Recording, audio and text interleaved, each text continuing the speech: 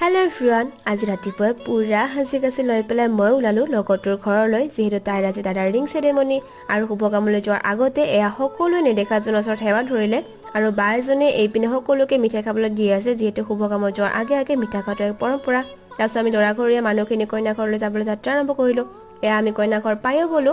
তাৰপিছত কইনা ঘৰ পোৱাৰ পিছত যিখিনি নীতি নিয়ম কৰিব লাগে সেয়া কৰি লৈ তাৰপিছত দৰা ঘৰৰ পৰা কইনাক যিখিনি সাজ পোছাক অলংকাৰ দিব লাগে সেয়া দিবলৈ গ'লো আমি। আৰু এইজনী হৈছে আমাৰ মৰমৰ নবৌক অকণমান পিছত চোতাললৈ লৈ অহা হ'ল আৰু এইখিনি সময় সকলো ছোৱালী অকণমান হ'লেও ইম'চনেল হৈ পৰে। আৰু এইপিনে চাওকচোন আমাৰ দুজনীকে টুইনছ লাগিছেনে, আজি নজনাকৈয়ে দুজনী ড্ৰেছৰ ৰং পুৰা মিলি গৈছে।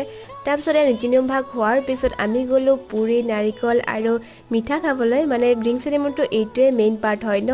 তাৰপিছত দৰা কইনাই অকণমান ফটোশ্বুট কৰিলে, আমিও অকণমান ফটোশ্বুট নকৰা নহয়, আমিও কৰিলোঁ চান্সতে। তাৰপিছত গ'লো ভাত খাবলৈ। আজিৰ মিনি ব্লগটো ইমানেই, আকৌ নতুন ব্লগত লগ পাম, বাই।